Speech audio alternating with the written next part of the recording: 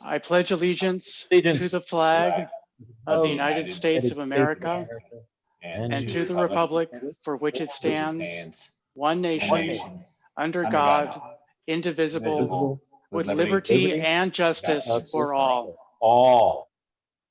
Please remain standing for a moment of silence or a silent prayer as your conscience finds appropriate.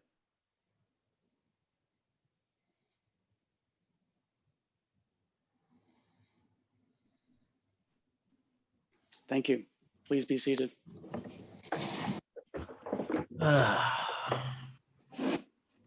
Members of the council, you have a 2-page agenda before you. Are any changes required to the agenda? Yes, Mr. Mayor, if I may. Please speak. New business, curb cut request to install apron and driveway at 4908 Queensberry Road. They are in attendance currently, and I would see that we could seek to move that to the top of legislative actions items. That is fine by me. Is there any objection from other members of the council? No. Okay, any other changes?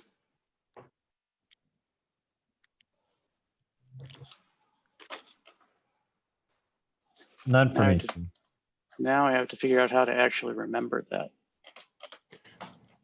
You're a smart man. I imagine you'll get to it, Mr. Mayor. Oh, I used to be smart. Maybe I'll just like put a big pink blotch there. No, that didn't do it.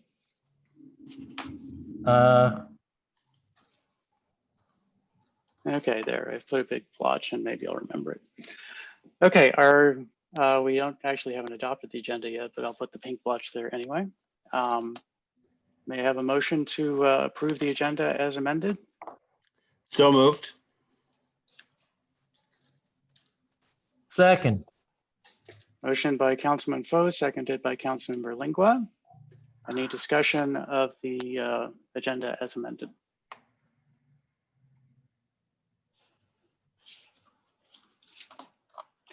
Hearing none, I will do a roll call vote.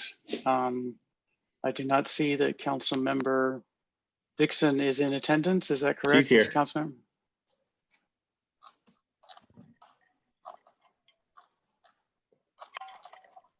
Oh, there she is, down at the bottom. Okay. Under Marcia as opposed to CM. Councilmember Dixon?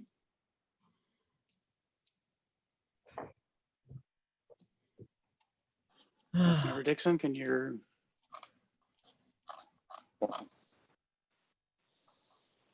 Mr. Mayor, I'm sorry. Sorry to interject at this point, but I just realized that my mic was muted. Can you hear me now? I can. Thank you, sir. I was simply asked that, and I'm not opposing to the council members, a motion to move the legislative action up to the forward of the agenda. I would ask also as well too, because I'm on a very, very tight schedule, that if the members of the council would consider, Mr. Mayor, if you would consider moving the legislative actions in accordance up to the after the mayor's report, so that I can get through this meeting as expeditiously as possible. I do have a very, very thin line of being here with us this evening, and I would like to be a part of this meeting. I'm asking for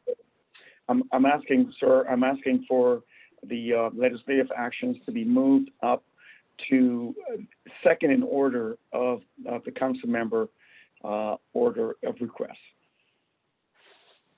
So you're asking that it go after the mayor's report.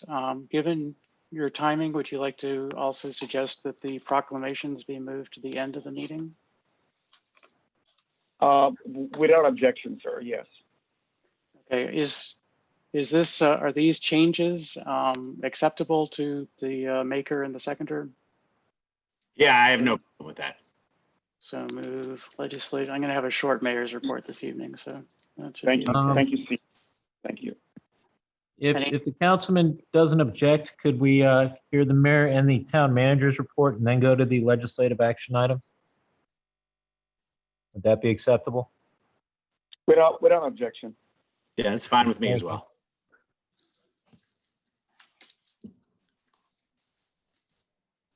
Okay, moving the this is gonna, I should just print out a copy and start marking it up. Someone's gonna have to keep me in line for a while, but hopefully Sure. you guys can do that for me. Not a problem.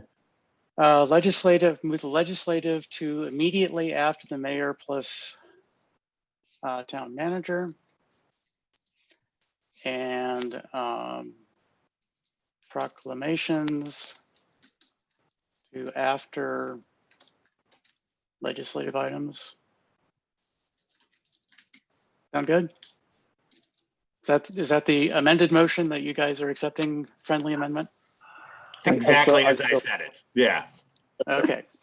Okay, now we can do a roll call vote. Councilmember Dixon.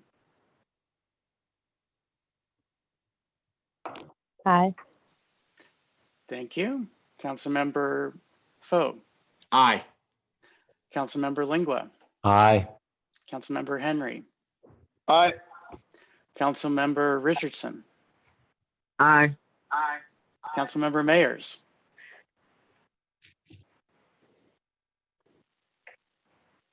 She's on mute. Can't hear you, Councilmember Mayers. Aye. Thank you very much. I abstain. The motion passes 601. The next item on the revised agenda is my report. I have 3 items to discuss. Some of them are familiar, it's sort of retreads here. The first is the COVID situation. I, as usual, am spending a lot of time monitoring that, keeping on top of that. As I predicted in my Town Crier article a couple of months ago, then there are in fact no vaccines available yet. We're expecting the clinical studies to wrap up in December with possible availability for certain high-risk groups in January, prioritized groups in January. And as far as I've heard, everything is still moving along in that direction. The number of cases in the state of Maryland is ticking up. And by ticking up, I mean it's up almost 50%. Daily cases are up almost 50% from a month ago. Hospitalizations are up 50% from about a month ago and for maybe 4 or 5 weeks ago. And the numbers are not looking great. The one thing I will say is that I looked at the numbers for our zip code during the last week of September and the last week of October, and they were exactly the same. It was 38 cases in each week. And so that is good that we are not seeing the same increase that the rest of the state is. I appreciate everyone's efforts to do the non-pharmaceutical interventions that we have available: distancing, hand washing, and masks. So please keep up the good work here in the zip code. And I hope that the rest of the state will join us in stabilizing the case rate and eventually knocking it down, beating it down, so that we can get ahead of this disease. And I am very hopeful that some of the vaccines will be available in just a few months. We had a meeting last week with the county storm drain people to discuss the recent flooding event, September 10th flooding event. And there's a lot of good information that was exchanged. People were able to ask questions and get a briefing and understand sort of what the situation is with the county's program.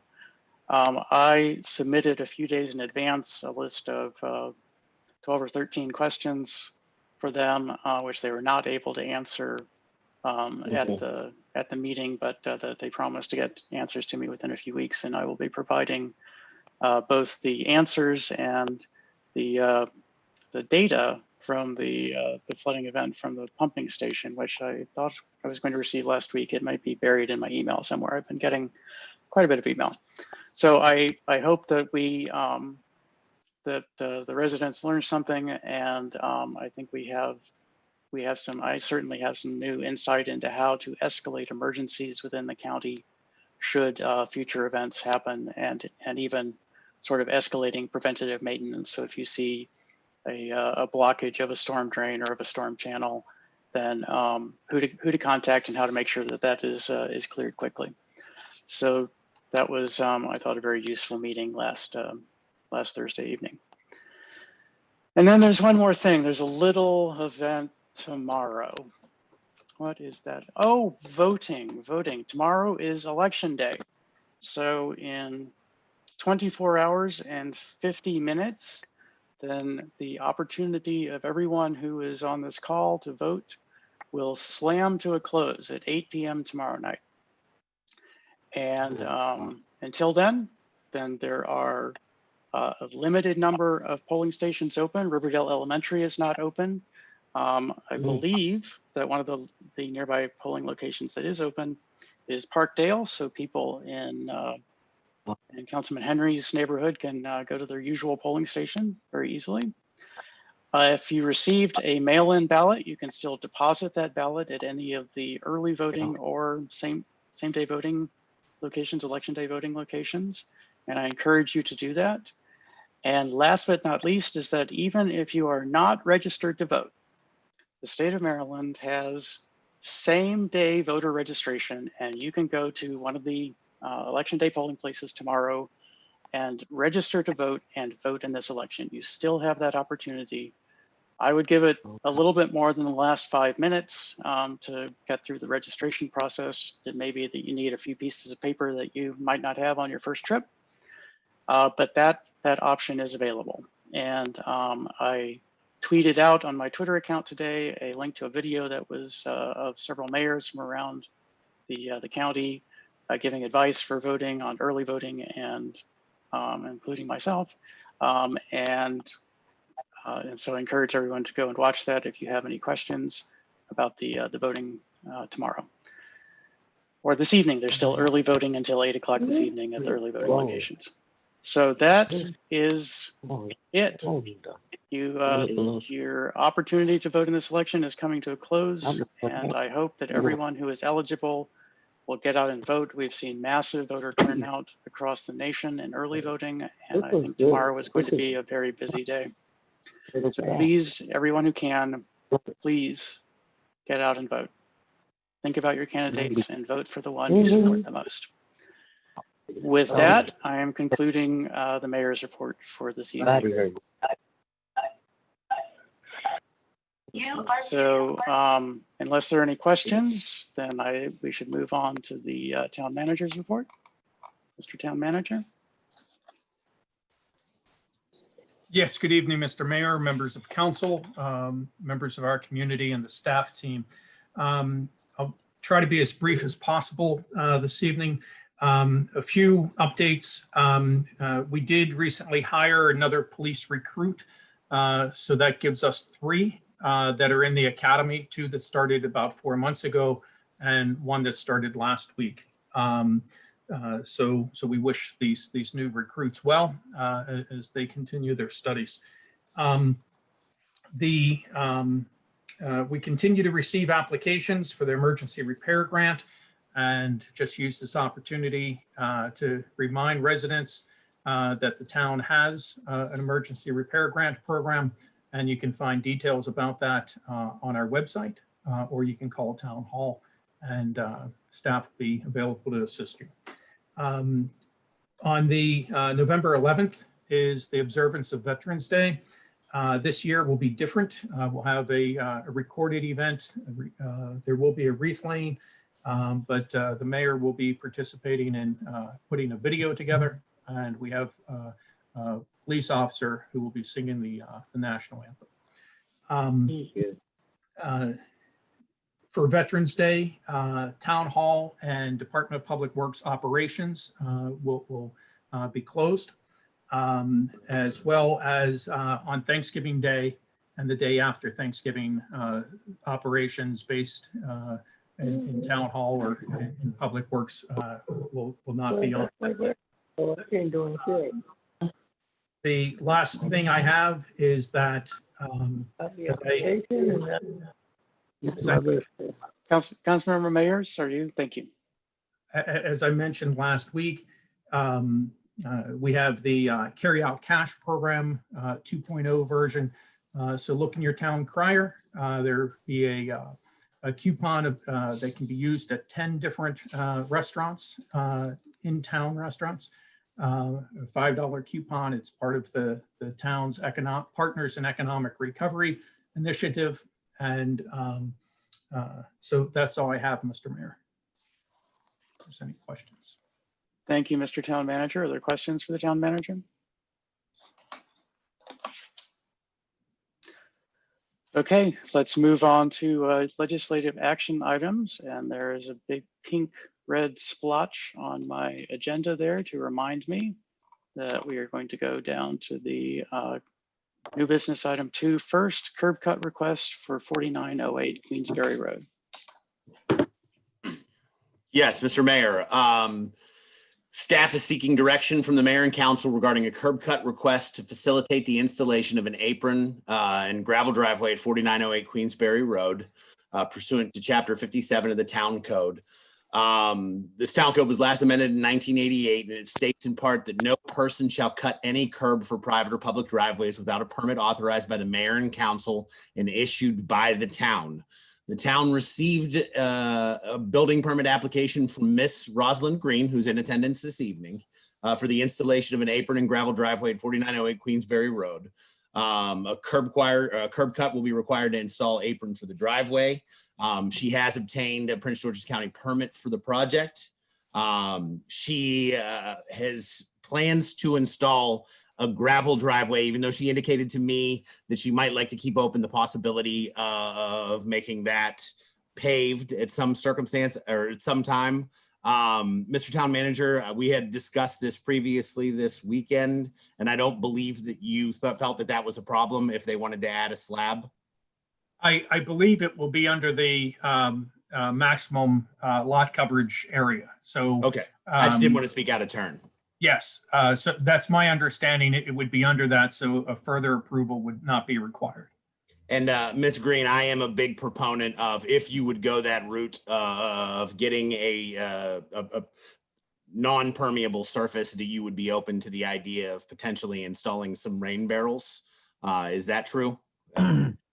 Barnes had insinuated as much. Yes, I am open to rain barrels. That's awesome, because there is a program, if you're thinking about doing that, it's even open through November 19th of this year. You can reach out to me about this, but you can, I have 5 rain barrels on my property that I've received absolutely at no cost. I mean, I front the cash, but then I receive reimbursements from it. It's the Prince George's County Stormwater Stewardship Grant Program. And it's basically, I think I have $200 rain barrels that are 50 gallons that are just absolutely fantastic. So if you're looking to go that way, let me know. Okay. Perfect, yes. All right. That's all I have, Mr. Mayor. Thank you, Mr. Foe. Are there council questions for the applicant or the councilman?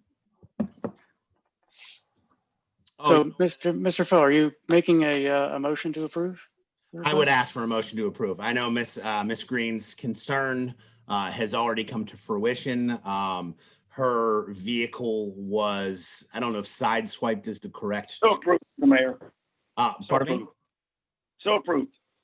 Oh, okay. So you're seconding the motion, Councilman Henry? Yes, sir. Yes, Mr. Mayor, I'm seconding the motion. So approved. Okay. Okay, thank you. So there's a motion to approve, and please continue speaking, Councilman. No, I just, we had an incident with town staff actually hitting Miss Green's car on Queensberry. I know all of our residents on Queensberry and Riverdale, that's a worst case scenario. And I think that we can help alleviate that from ever concerning again or happening again for Miss Green. And I would like to support this. Okay, thank you. Any other council questions or comments? If I could take just 30 seconds, Ms. Green, I want to welcome you to the community and thank you for deciding to buy a house. I know you're recently moved in. And I also want to appreciate you participating in some of the other town programs, including removing the chain link fence, replacing the chain link fence, and the rain barrels as an offset for a possible future installation of a slab. And I would encourage, as Councilman Foe does, to try to minimize the surface area, because As you know, there was a recently there was a flood event, and we're trying to encourage people to hold as much water on their own property as possible. And that is the opposite of installing impermeable surfaces. So thank you for that. Is there any more discussion? Okay, I'm going to do a roll call vote. Councilmember Dixon.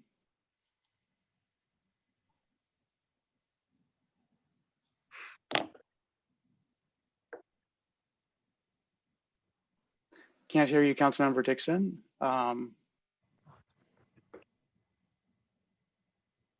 going to jump ahead to Councilmember Foe and loop back. Can you hear me Councilmember Foe? now? Yes. Yes. Let's have a race. Can you hear me First, now? choose Yes. your character. Okay. I can. I said aye. Okay, thank you. Councilmember Foe, Aye.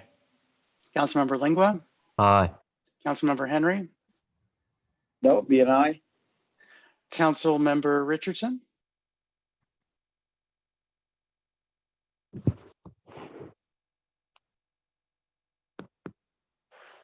Councilmember Richardson, you appear to be muted.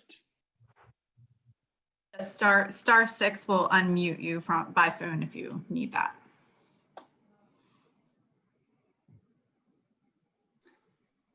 Aye. Thank you. Councilmember Mayers, Aye. and I abstain. The motion passes 6-0-1. Thank you. Thank you all. Thank you, Ms. Green, for coming to our meeting. Thank you Appreciate for being here this evening. Thank you. The next item on the agenda is a motion to adopt ordinance 2020-OR-14, establishing school zones and maximum speed limits school townwide. So can I have a motion for approval, if that is the motion to be made? So moved, Mr. Mayor. Second. Motion has been made by Councilmember Foe, seconded by Councilmember Lingua. Is there a discussion of the motion? Mr. Mayor, if I can make a very brief point. Please. The ordinance, there's one change between what was introduced and what you have in front of you, and that is on the first page under the 4, where it says for the purpose of modifying, the words establishing maximum speed limits were added. It says that later in the ordinance, but it did not say that at the very top. And for clarity, so if someone just were to glance at this, they understand what the ordinance is doing without having to read all the way through it. Okay. Very good. And just for my own happiness, Ms. Barnes, can you scroll? There's a newspaper advertising receipt at the end of the packet. Is that correct? Very good. Very much appreciated. Just want to make sure. Okay. Is there discussion of this this motion to adopt 2020-OR-14?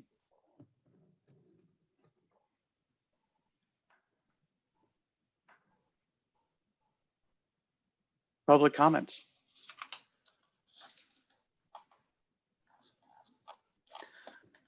I will say that I've heard mostly positive feedback from members of the public. A few people are unhappy, as is true with almost every change.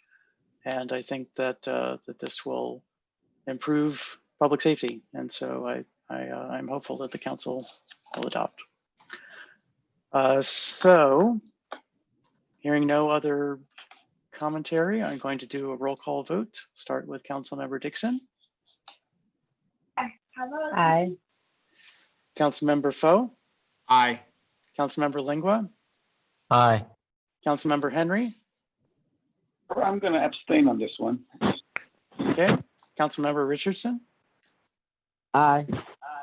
Councilmember Mayers. I heard an aye there. I hope that's correct.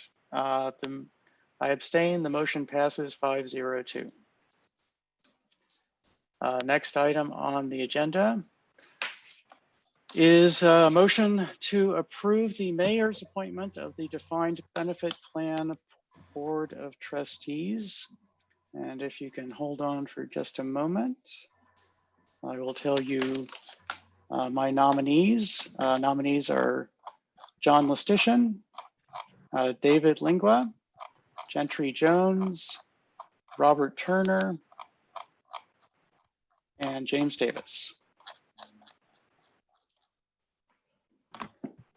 May I please have a motion to, assuming that is your wish, of course, to So approved. Approved. So approved. okay. So approved. to approve nominations. And that was made by Councilmember Henry. Is there a second? Seconded. Seconded by Councilmember Foe. Is there a discussion of this motion to approve my nominations to the Defined Benefit Plan Board of Trustees? I will say that I want to thank Councilmember Henry for his many years of taking this position on and doing the hard work associated with it.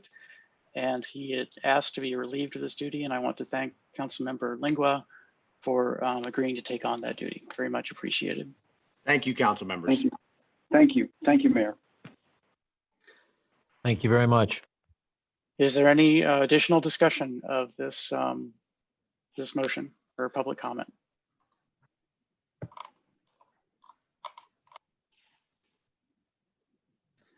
Hearing none, I will do a roll call vote. Councilmember Dixon, Aye. Councilmember Lingua, excuse me, Councilmember Foe, Forget about me, Mr. Mayor. You got to be kidding me. Aye. Councilmember Lingua, I'll abstain. Councilmember Henry, Aye. Councilmember Richardson,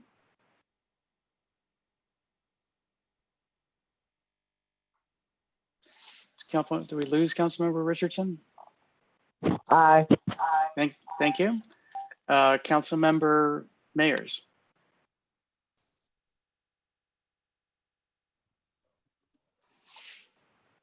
Councilmember Mayers, you appear to be muted again. Can you unmute? Thank you. I thought I heard an aye there again. I abstain. The motion passes 5-0-2.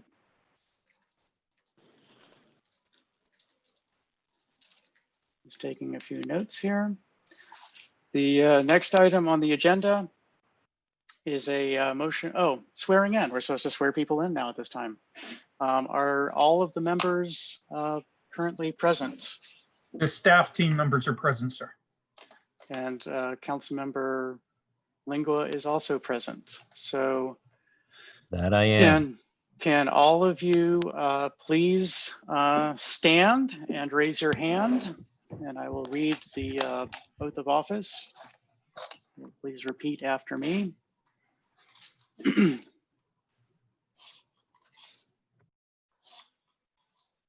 can only see a few of you, so I hope you're doing that. Of course. Please repeat after me. I state your name. I, David Lingua, John Listician. Do swear or affirm that I do Do swear swear or affirm that that I I will diligently and honestly will will diligently and and honestly honestly administer the affairs of the Board of Trustees administer the affairs of the Board of Trustees Trustees for the Town of Riverdale Park Defined Benefit Plan for the for town the of town of Riverdale Riverdale Park Park defined benefit plan in accordance with Chapter 54 of the Riverdale Park Town Code, in accordance with Chapter 54 of the Riverdale Park Town Code, and that I will support and that I will support the Constitution of the United States the Constitution of the United States, and that I will be faithful and that I that will I will be be faithful and bear true allegiance and bear true allegiance to the state of Maryland to the state of state of Maryland Maryland, and support the Constitution and laws thereof, and support the the Constitution and and the laws thereof, and that I will, and that I will, to the best of my skill and judgment, to the best of my skill and judgment, diligently and faithfully, Diligently and faithfully, without partiality or prejudice, without partiality or prejudice, prejudice. execute the office Execute execute the office of member of the Board of Trustees of member of the Board of Trustees Trustees for the town of Riverdale Park Defined Benefit Plan, for the for town the town of of Riverdale Park defined Defined benefit Benefit Plan, according to the Constitution and laws of this state. according to according the to the Constitution Constitution and and laws of this laws state. of this state. Thank you very much. And we will sign the documents in a COVID-safe way, spreading them across several days. I appreciate the commitment of each of you to this, this duty. It's a very important duty. It's something all our employees depend on. And thank you again for those of you who are returning for agreeing to return, and for Councilmember Lingua for agreeing to take this on, and for Councilmember Henry for your service in past years. Thank you all. Thank you. Thank you.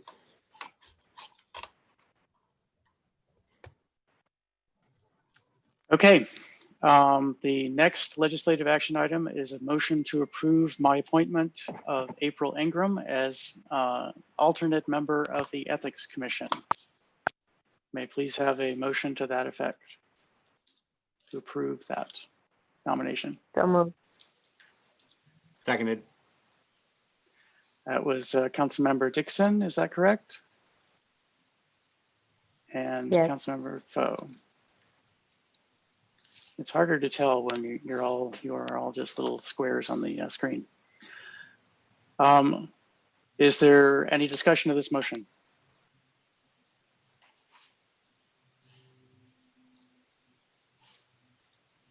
Hearing none.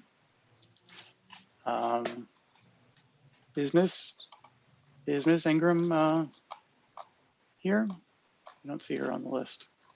No, Mr. Mayor, if I may, she would be sworn in at the next Ethics Commission meeting. Yes, that was my understanding, and I appreciate that, given that it's a busy time of year, and I'm happy to do that at the convenience of the Ethics Commission. Okay, hearing no discussion of this motion, I will do a roll call vote. Councilmember Dixon, Aye. Councilmember Foe, Thank you. Aye. Councilmember Lingua, Aye. Councilmember Henry, Aye. Councilmember Richardson, Aye. Councilmember Mayers,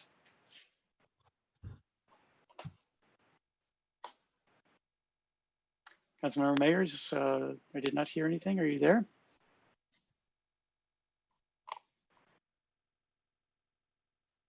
She appears to be on mute, sir. Councilmember Mayers, can you try again? *6 to unmute your phone.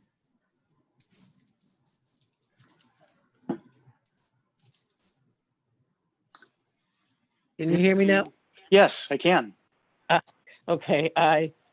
Thank you very much. I will abstain. The motion passes 6-0-1. I appreciate the support from the council, and I appreciate Ms. Ingram for volunteering her skills to this important job. Next item, agenda item 4, is a motion to authorize the town manager to sign an agreement with RSC Electrical and Mechanical Contractors for an amount not to exceed $144,808 to replace rooftop units, RTUs, at the police department and town halls. May I have a motion to approve this motion, please? Motion to approve this agreement. So moved. Councilmember Foe. Second. So the motion was made by Councilmember Foe, seconded by Councilmember Dixon. Is that correct? Yes. So you're on the list. Is there discussion of this motion? Yes, Mr. Mayor, there is discussion on this motion. I'd like to know if there were other bids that were submitted for this quote of $144,000 to replace a roof on the police department structure. Good evening. This is Ivy Lewis, Director of Public Projects and Services and Public Works.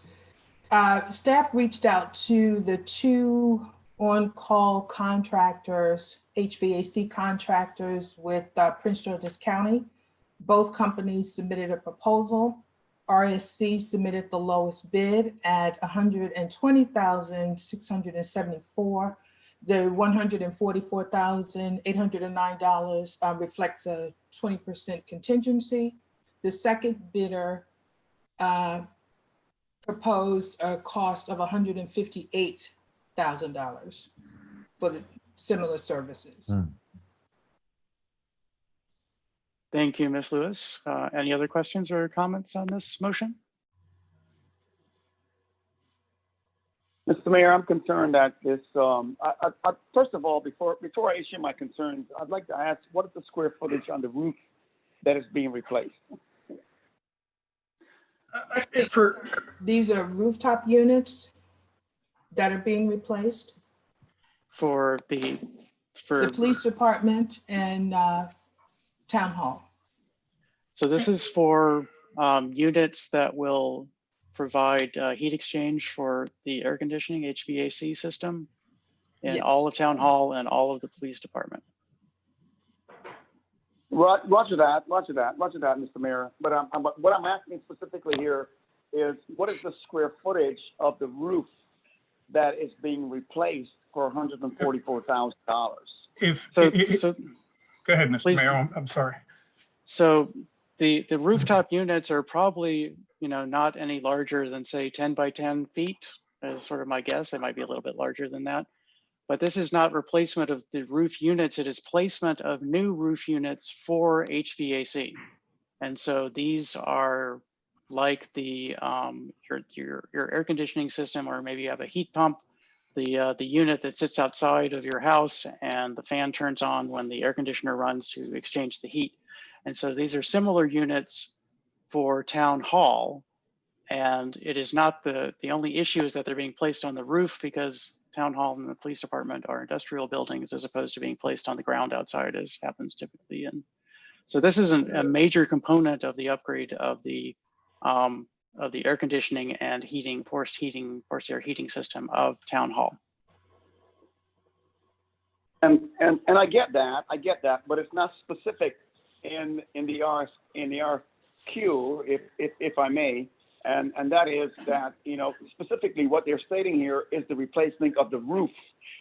There's no stipulation as far as HVAC being replaced, or the heating system being replaced, or any of the other mechanical instruments being replaced in the upgrade of this facility, if you will. All that is being stipulated here is the roof. And so if we're defining all of these other materials and items to be incorporated for the upgrade of the roof, then we need to specify that. I yield. Mr. Town Manager, can you please speak to the questions? Sir, the roof has already been replaced, and that was a separate project earlier in the summer. There are 3 units, and so when the rooftop unit is the common heating, ventilation, air conditioning term to refer to the large compressors and heat exchangers. And there's 3 large units on the roof. So these units have nothing to do with the roofing system. They're called rooftop units. And there's 1 on the police department. There's 2 on town hall. So a large crane is going to come in and remove them and then set and install the new units. Some of the advantages, in addition to lowering our heating costs, because these will be more efficient units, will be that they will increase air exchange. So the air intake coming into the building will be of a better quality. The units will also have the capability, the new units will to have filters that will also improve air quality and can filter out impurities. And then lastly, there's a UV system, ultraviolet light system, that comes with these units that will, at least in studies, show to be effective in killing viruses, to include a virus like the novel coronavirus. And so this is about improving energy efficiency and air quality for both staff, the council, and visitors to our buildings.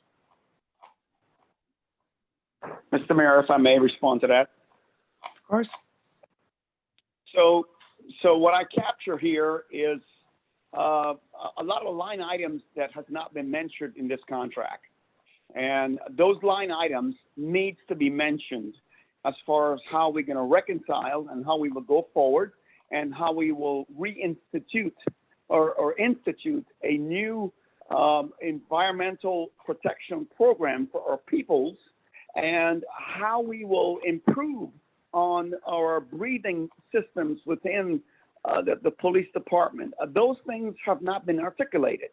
They need to be articulated in a contract, because if they're not articulated in the contract, then they're benign. No one pays attention to it. We have to articulate these items as the town manager has so eloquently articulated. These things have to be articulated in order for it to be implemented. They have to be articulated within the contract. If they're not articulated in the contract, then they're not sustainable within the contract. And this is something that we've been failing at, and not. I'm not saying this on a county level or community level. I'm saying this on a state and district level. But we've got to do better. So if these are things that we're implementing, then we need to stipulate them in our contract so that they're going to be applied in our contract, and further advise that these are the things that are expected to be delivered in our contract. And Ms. Lewis, are you able to pull up the agreement? Please, if Jessica scrolls forward, yes. So this is the draft agreement with the contractor, and attached to it are up to 4 exhibits. One of them is the specifications for the rooftop units and the work to replace them. That, I believe that's exhibit number 1. So it includes the details about the UVC system and other characteristics of the new rooftop units. So I think we have within this draft contract and the exhibits exactly what you're asking for and think we should include. And it was all prepared by the architects. Yes. And so also included in this packet is the contractor's detailed proposal, including the extended maintenance agreement and warranty. So it's pretty comprehensive. Councilman, Yeah. Councilman, can I please try to answer your question? Yes, sir. So Go ahead. in the packet that was distributed to the council, there are 4 large pages, architectural size pages. And on the second of those pages, they're all labeled Exhibit 1. On the second of those pages, in the far lower left corner, there is a table which is titled New Gas-Fired Rooftop Unit Schedule. And it lists 3 rooftop units in that location. There's item RTU-1, RTU-2, and says RTU-2 is there twice. Not sure if that's a mistake, but anyway, it is. It certainly is a mistake, Mr. Mayor. It should be rooftop unit 3. Okay, that's what I thought. Mhm. And if you go to the right-hand side of that table, it gives a manufacturer and a model number. It gives the weight of the unit in pounds. Two are about 1,000 pounds. Well, they're all three about 1,000 pounds, two a little bit above, two below. Electrical data, the BTU input and output BTUs per hour, cooling data, fan data, and nominal tons of equivalent heating power. So that is a very specific statement of covering $29,000 of the contract of what those units are going to be. The rest of it includes duct repair, includes connection of these units to the ductwork, et cetera. And those are specified later on in the schedules. And if you would really like, we can go through those at a detailed level. But I think you understand that when you're connecting, several tons worth of heating and cooling units, that you do need to do work to connect it up to the existing system, and that is what is covered in the balance of the cost on the contract. Mr. Mayor, I get that. And I have to ask, is this a one proprietary contractor company that we're dealing with? Yes, we'll be contracting with one company. They've had good references. Ms. Lewis can speak to that. And the architect went through this very carefully and determined that even though this is the low bid, that this is the best bid. And so staff were comfortable based upon the architect's recommendation, as well as the references that we received. And one thing that we haven't mentioned so far is that this is part of the overall municipal center project, and that this is funded by the loans that the town took out in 2013, as well as by a state grant. So half of the money is grant money, half of it's loan money, but loans that can only be spent on the municipal center project.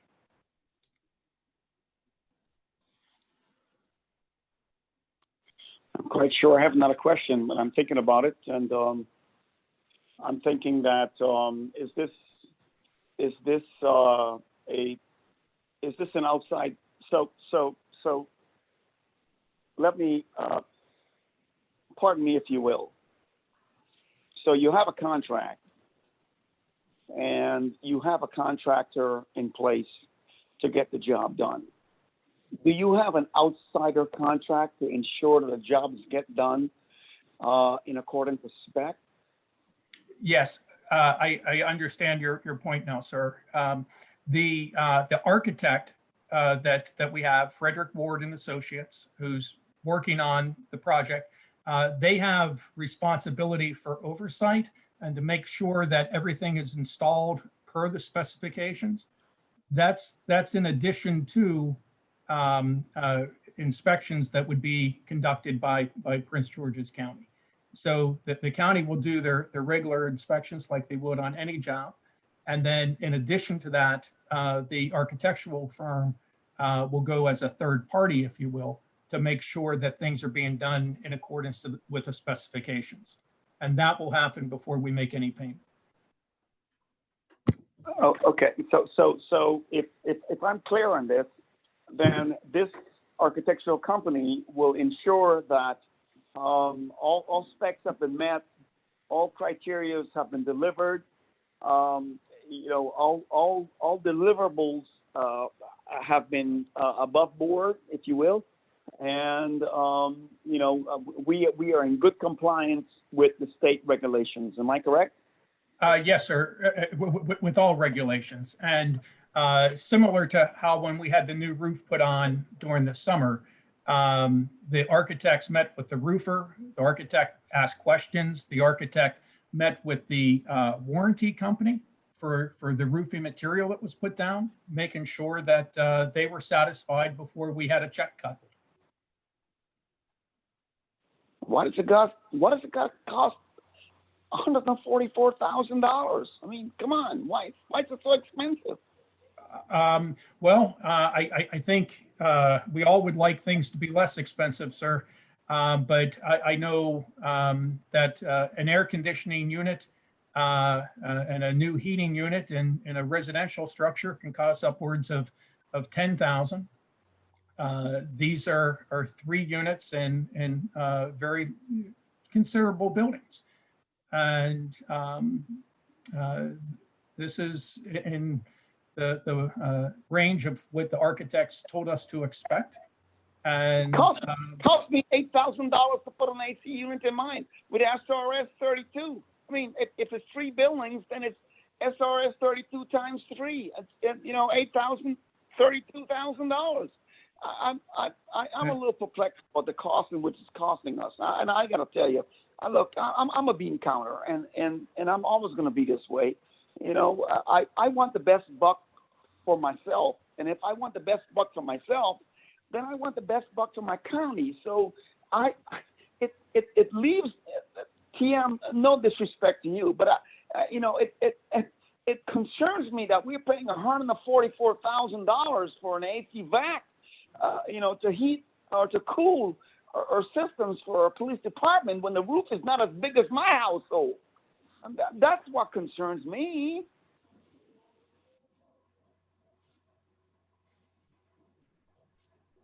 Are you?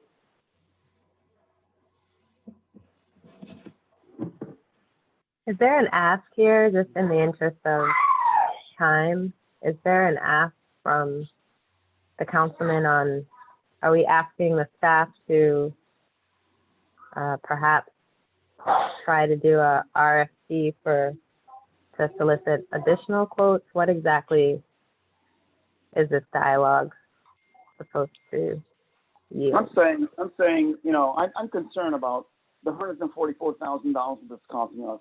I think it's too much, CM. I really and truly think it's way, way, way too much. You know, that the town can afford at this point in time. That's what I'm saying. So Again, this, I'll ask, what Thank you. are you asking us not to do the roof? Are you saying look for another? I mean, I hear a concern, but I don't hear what you're proposing or what you're asking of staff to kill it, not replace the unit, to try to find alternative prices. Roger What that. is the ask? Roger that. To clarify, the CM's question, I'm asking to look for other resources that can bring this budget down so that we can get a more amenable budget that we can go forward with. That's what I'm asking for. I think it's too high. So I will just say that it is difficult to scale from a residential cost to a office/industrial cost for systems such as this. I have been, at my day job, I've been heavily involved in reviewing plans for massive renovations, and the price tag that my employer is paying for these renovations is very large. And a lot of it has to do with certain specialized requirements in industrial and office buildings that do not exist for home buildings, just because there are a lot more people who are put together into a fairly small place during the day. And so you have additional heating and cooling requirements that you would not have from a residential situation. So in my house, then there are 4 people who occupy the whole building. And for the town, it's more like 50. And so that means that the price you should expect the price to be 10 times as much to cover that additional. There's additional office equipment. The copiers that the town has are much more energy consumptive and taxing on the AC system than the printers that I have at home. And there are various other requirements for environmental control. And so I actually feel that this is more or less in line with what I would expect for this cost from my experience having been involved for the last 2 years with reviewing these documents at my day job. Well, Mr. Mayor, if I may, I don't know what the total amount of staffing is on a daily basis. I would say that we review that and see what the specs are on the quantitative amount of energy that we would use for the staffing that we have on deck Monday through Friday. I don't know if we have to expend this amount of money, and I'm going to be conservative in this aspect to say, we have to conserve in what we're going through it right now. We have to conserve, and we have to be sensitive for where our employment, statutory lies. I would say we do a survey, and we get back to what we really need to do, and then allow 10% outside of that. 10%, I think, is a good ratio for 10 years from what I've been doing in my aspect of my job fulfillment. And I would say that's a good criteria. And I would ask that the council consider this proposal. I still $144,000. It's a huge amount of money to be putting forward, in a times of a crisis. And I don't know, do we really have that kind of money to expand? Yes, we do. We have been budgeting for this as part of the project for many years. And we have, as Town Manager Lestitian mentioned, we have restricted funding from the state that we either must spend on this or must give back to them. And that's covering about half of the cost. And we have money that we've been budgeting and setting aside for many years to pay for the other part of it.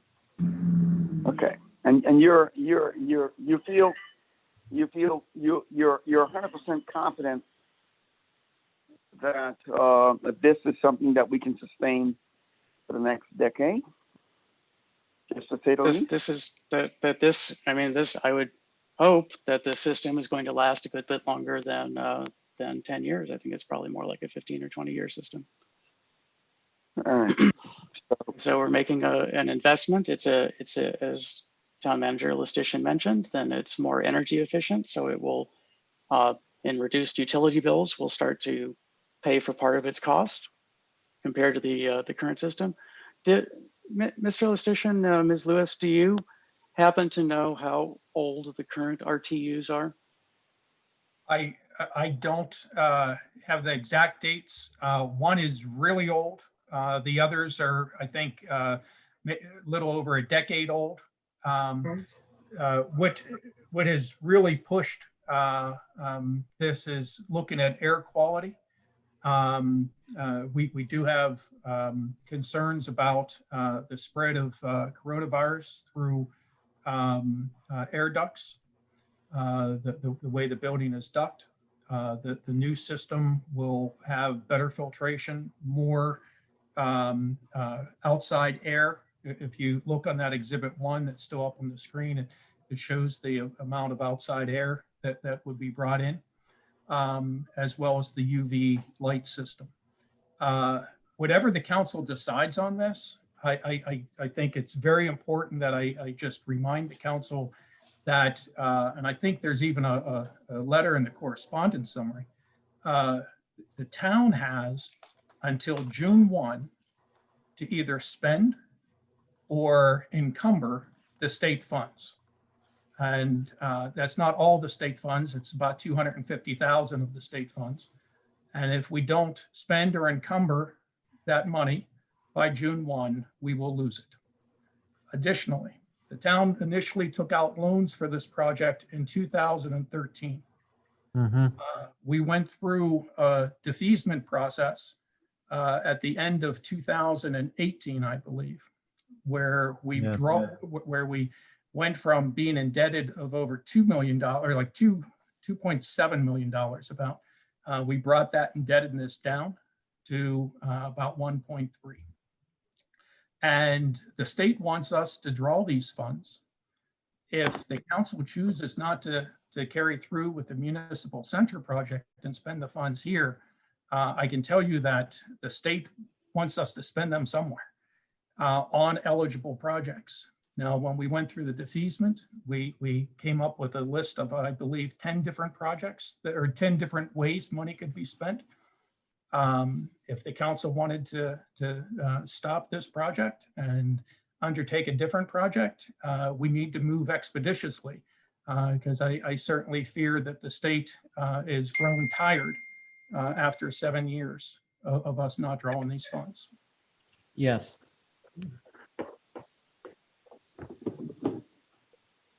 Are there additional questions or discussion on this motion? Oh, it's certainly a tough decision. Right. Mr. Mayor, if I may, please. I'd like to hear from the council members, please. Okay. Councilmember Lingua, you spoke. Thank you, Mr. Mayor. First off, I have a question for Director Lewis regarding the price on the units themselves. If I could get the clerk to scroll to that page within the contractor's proposal. They break it out pretty finely as to all of the associated costs. I don't remember what page it was on. I believe it was $29,000 for the rooftop units themselves. Was that I can't remember if that was combined or for each. I have to believe that it was combined. Combined, yes. Okay. And the 144 includes a 20% contingency. So, okay, well, to the point that the town manager was making in terms of where we are in this project and how long this project has languished and the adjustments we've made to this project by way of the defeasance, and the fact that we're on a timeline now where essentially within 7 months from now, this money needs to either be encumbered or put towards this project or other related projects. As I remember us discussing in 2018 regarding this, as well as a couple conversations previous to that with District 22 Senator Paul Pinsky, and the tone of concern he had in his voice about how we were moving on these projects. We are running along a very fine edge of essentially reducing our chances in the future of being awarded such devices to make improvements due to our track record on this project. I understand the concerns of Councilmember Henry regarding the price. By what I've read on this regarding these units, these seem to be of a higher workload, higher capacity units, and essentially the fact that they're going to be placed up upon a rooftop is no small feat, and that does incur costs to do that. I think personally, this is something that we should move forward on. This is essentially an investment in a durable good that, with proper maintenance and upkeep, should be able to last us for a considerable amount of time.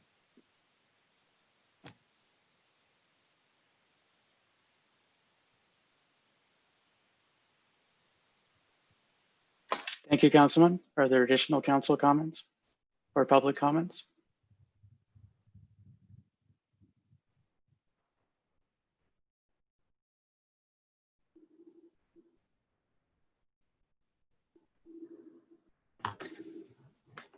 So, from my notes, the motion was made by Councilmember Foe, seconded by Councilmember Dixon.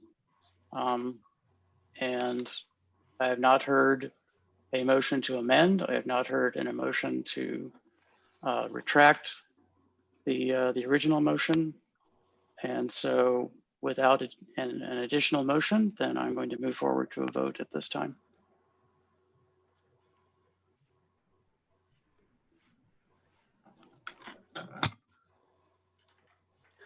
I haven't heard anything, so I will do a roll call vote.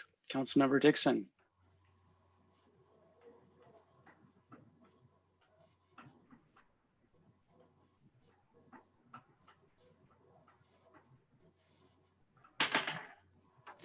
Councilmember Dixon, I can't hear you.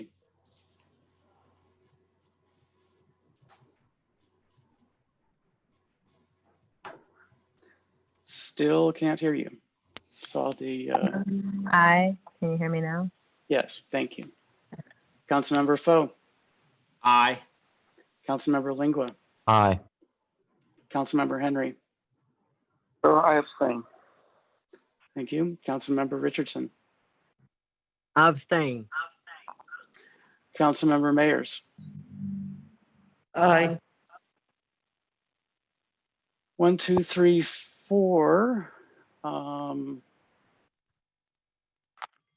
Town manager Listition, does this require more than 4 positive votes in order to pass? No, sir, it does not require a supermajority. Thank you. I will abstain. The motion passes. Let me count the numbers here, 403. Thank you. Thank you. Next item on the agenda is a motion to allocate $2,500 from the fiscal year 2021 undesignated social concerns line item for turkeys for Thanksgiving meal baskets. May I have a motion on this item, please? So moved. Second. Motion to allocate, motion by Lingua and seconded by Foe to allocate. Is there discussion of this item? Is there a staff discussion? Staff don't have any additional comments, sir. Councilmember Lingua, do you wish to make any remarks regarding this item? Other than the fact that this is something we discussed last week at work session in terms of how to address needs in the community for those families in need. And I appreciate the effort made by staff in regards to establishing the specific dollar amount. Excuse me, of $2,500.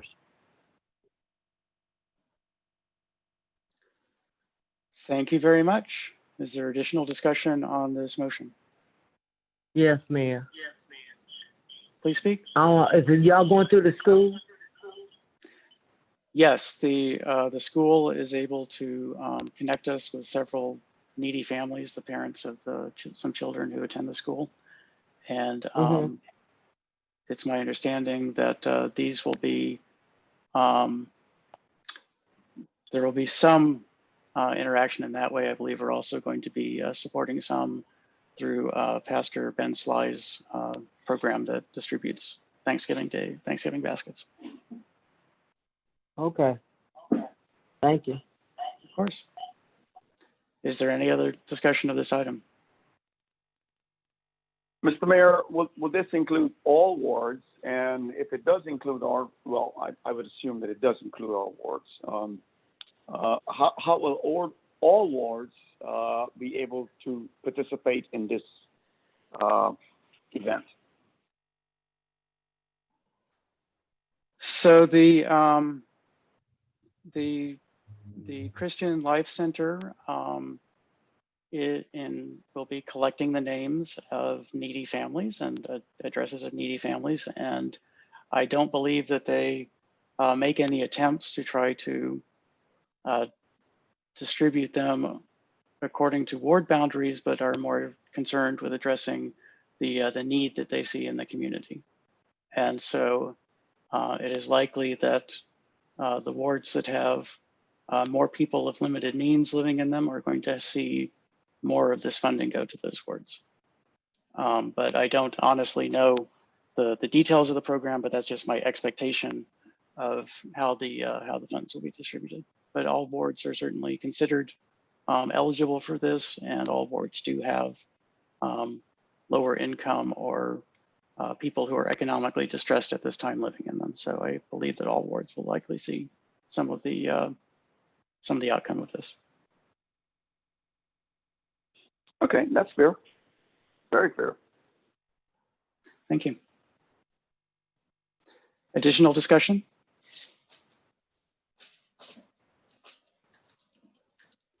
Okay, hearing any public comments.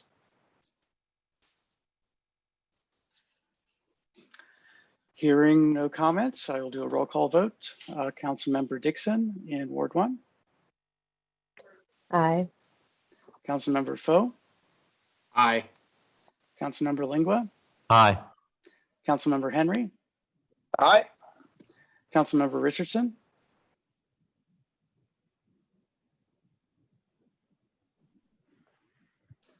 Can't hear you, Councilmember Richardson.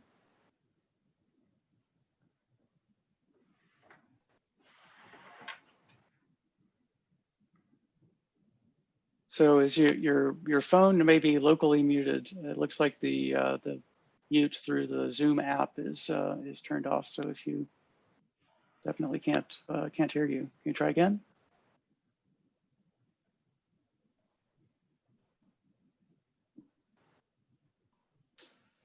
I'm going to skip ahead to Councilmember Mayers and come back. Hope that Councilmember Richardson can come back. Yeah, I had Member went to the restroom. I'm sorry.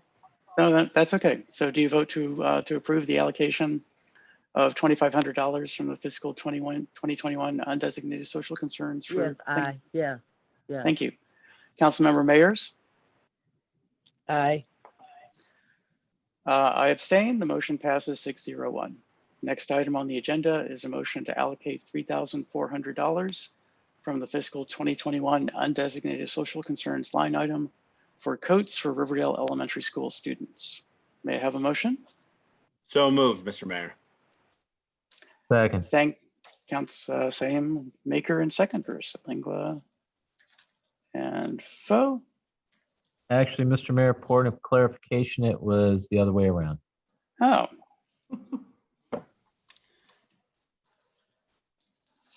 Wasn't paying attention. I haven't been getting enough sleep lately. Okay, thank you. Councilmember Foe, would you like to discuss this program, this motion? Yes, Operation Warm Coat Drive. Last year, the town provided $2,000 for coats for Riverdale Park Elementary School through Operation Warm. Anticipating a greater need, Riverdale Elementary School has set a goal of $8,000 to provide for coats. How much are we asking for from the town? 3,400. How much? $3,400. Okay, the town, we are asking the town be willing to donate $3,400 to this initiative to make sure that in all years that our students in Riverdale Park will be warm. Thank you, Councilmember. Is there any discussion of the motion?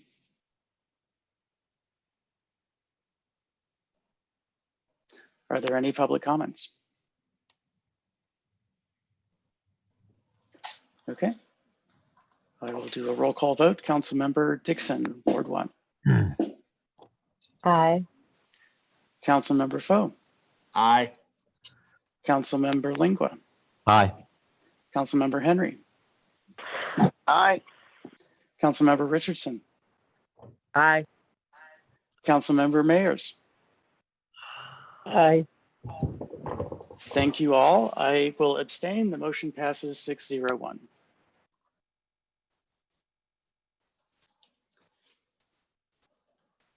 Okay. The next item on the agenda is a motion to adopt resolution 2020-R-20 regarding watershed management. Would anyone like to make a motion to adopt this resolution? Mr. Mayor, I'd like to make a motion to adopt resolution 2020-R-20 for the purpose of establishing the Town of Riverdale Park's commitment to the establishment of a watershed management plan. Seconded.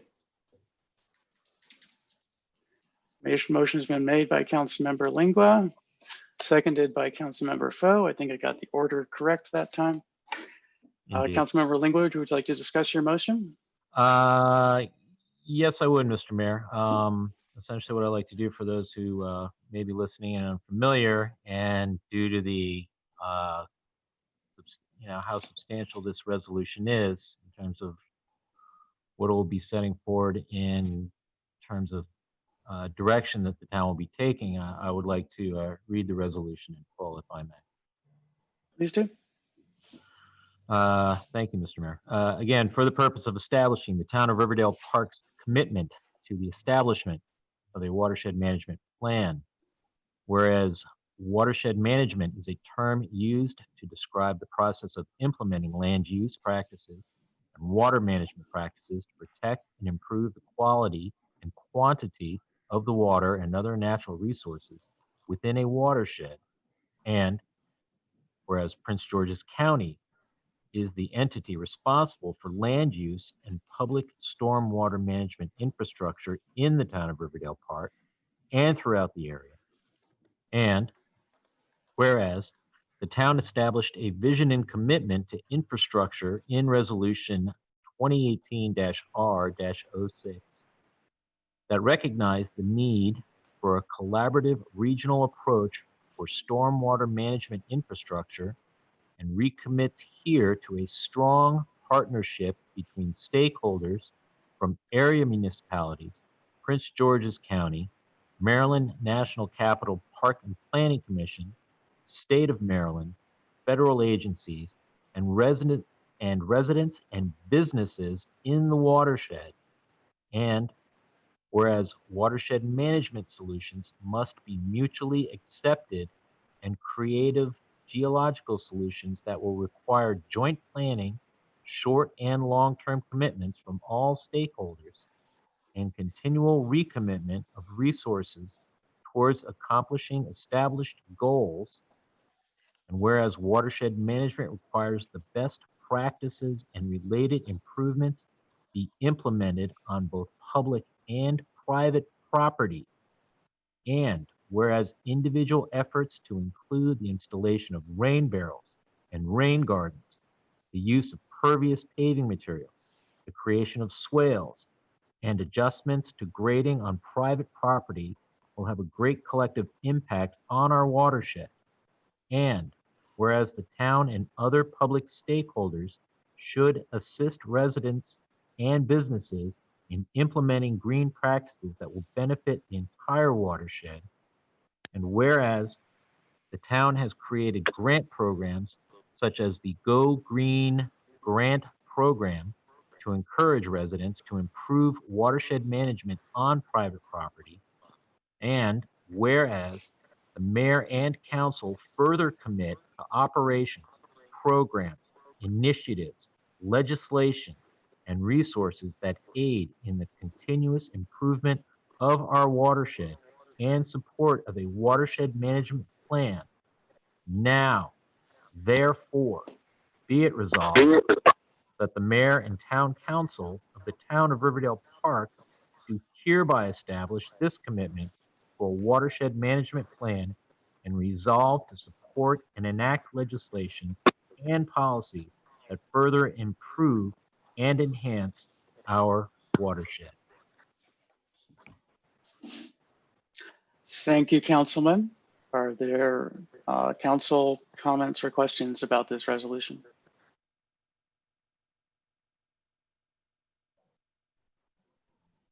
Okay, are there public comments about this this resolution or questions? Yes. Ms. Katz, so good to Yes. see you. Thank you so much. Good to be here. Good to see this resolution before the council. As a member of the town's Sustainability Committee, I definitely support the council, this resolution, and look forward to it being approved by the council. Appreciate the staff's work in putting this together. Keep in mind that a watershed plan for our town has environmental benefits for sure, but also has social benefits. And I think this resolution does touch on those quite a bit, actually. The fact that people need to work together, not just in our town, but our town working with other towns to make, to help us all address some of the issues that we have with watershed management in our area. So thank you very much for proposing this commitment, and I'm looking forward to this being implemented. Thank you, Ms. Katz. Are there additional public comments or council comments? Mr. Mayor, a second comment, if I may. Of course, as allowed by the rules of order. Thank you, Mr. Mayor. The reason I wanted to make sure that this was read in its entirety is just so that folks in attendance tonight, as well as those who will read this, understand that this is a substantial new approach to how we are going to be addressing, we as an entire community, not just as a council, but as an entire community, need to address our stormwater management in this area. We are in a very different time now, and it is time for all of us to really assess how we can, what our contribution can be to reaching this goal and maintaining a commitment to mitigate as we can, as we are able, stormwater runoff as it affects our properties, as it affects our community, as well as members both on council and in communities.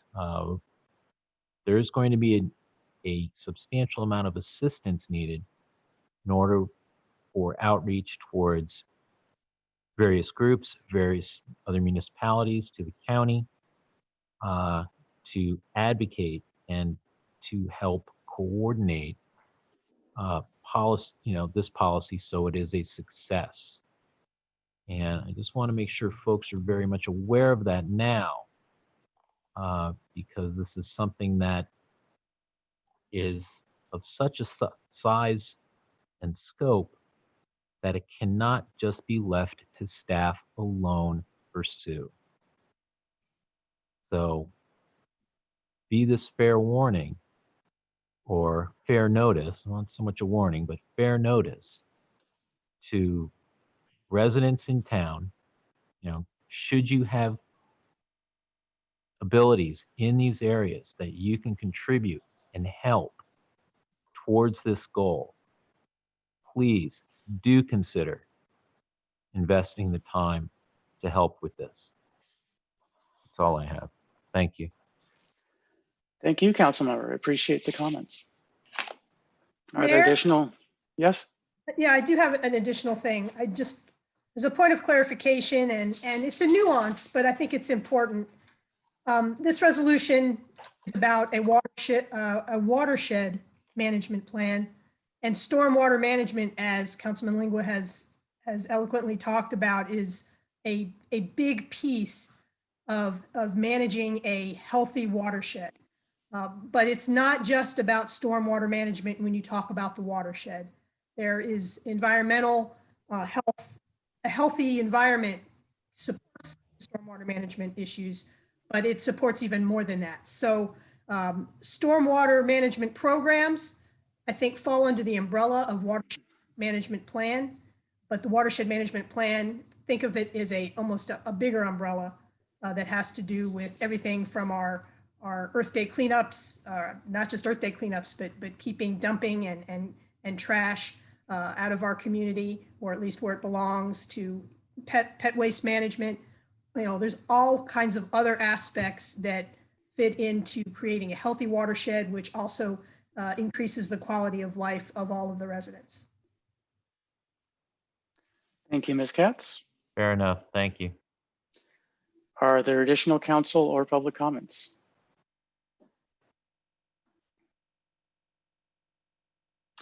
Okay, hearing none, I'll do a roll call vote on the motion to adopt resolution 2020-R-20. Councilmember Dixon, Ward 1. Aye. Councilmember Foe, Aye. Councilmember Lingua, Aye.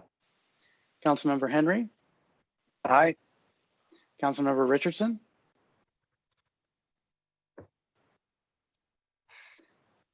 Councilmember Richardson, Councilmember Richardson still with us? I don't see her. I'll move on to Councilmember Mayers. Aye. Okay, we may have lost Councilmember Richardson for technical or other reasons. Okay. I will abstain. The motion passes 501, excuse me, Councilmember. Ms. Barnes, did Councilmember Richardson drop off? I don't see her. on the Had list. to leave. Okay, thank Yeah. you. Mhm. Appreciate that. Okay, next item on the agenda, our next two items are motions to support MUTC recommendations regarding SP 200001, the Chase Automatic Teller Machine ATM located at Riverdale Park Station. May I have a motion to that effect, please? So moved. Seconded. Motion has been made by Councilmember Dixon, seconded by Councilmember Foe. If I got the order correct, I think I did. Councilmember Dixon, would you like to speak to this, or would you like me to speak to this as the chair of the MUTC? Sure.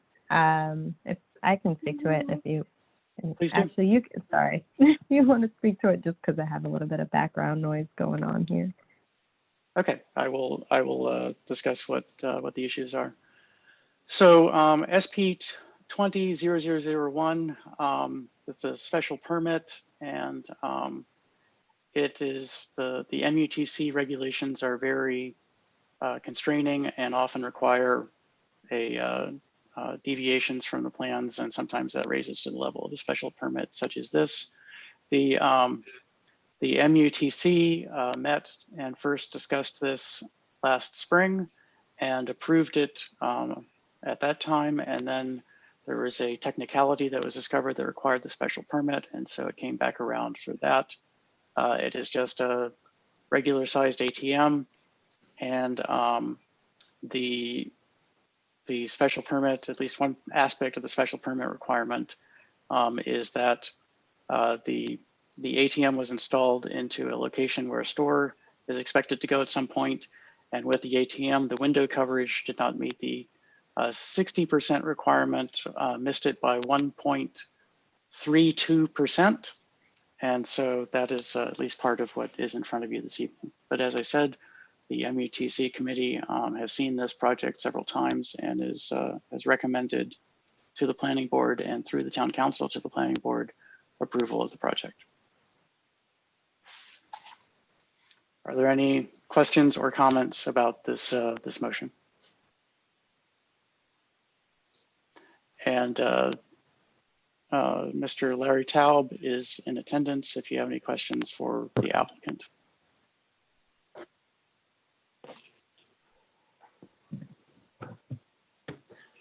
Hearing no questions, are there any public comments? Okay, I'm going to move ahead to a roll call vote. Councilmember Dixon, Aye. Councilmember Foe, Aye. Councilmember Lingua, Aye. Councilmember Henry. Excuse me, Councilmember Henry, you blipped out for just a moment. Can you repeat your vote again, please? Absolutely. I abstain. Thank you, Councilman. Councilmember Richardson is no longer in attendance. Councilmember Mayers.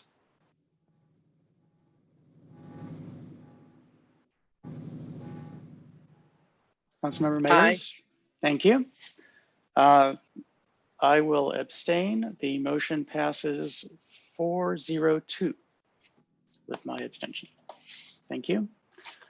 The next item on the agenda is a motion to support the MUTC recommendations regarding DSP-13009-18 to allow for 2 building mounted signage spaces at Riverdale Park Station. Can I have a motion to that effect, please? So moved. Second. Motion was made by Councilmember Foe, seconded by Councilmember Dixon, trying to catch me again, but it didn't happen. Councilmember Foe, would you like to discuss this? Or would you like me to pass on the recommendations of the MUTC? Would you please? Certainly. As I said, the MUTC is a highly constrained plan for how development should occur. And part of it is that the detailed site plan, the DSP, has to specify the locations where signage can be put up on buildings. And with a new tenant arriving and a new division of space on the 2nd floor of one of the buildings in the development, there was a need for the tenant to put up signs in places that were not allowed in the original DSP. And this came before the MUTC. And the applicant at that time was asking for only a single location. And the MUTC actually, in discussion, noted that there were other locations, another location that that seemed appropriate to allow for both of those to occur, and so was able to provide the applicant with even more than they had asked for, more flexibility for future sign placement. And of course, the actual design of the signs will come before the MUTC at some later time. This is just, as I said, changing the allowed locations.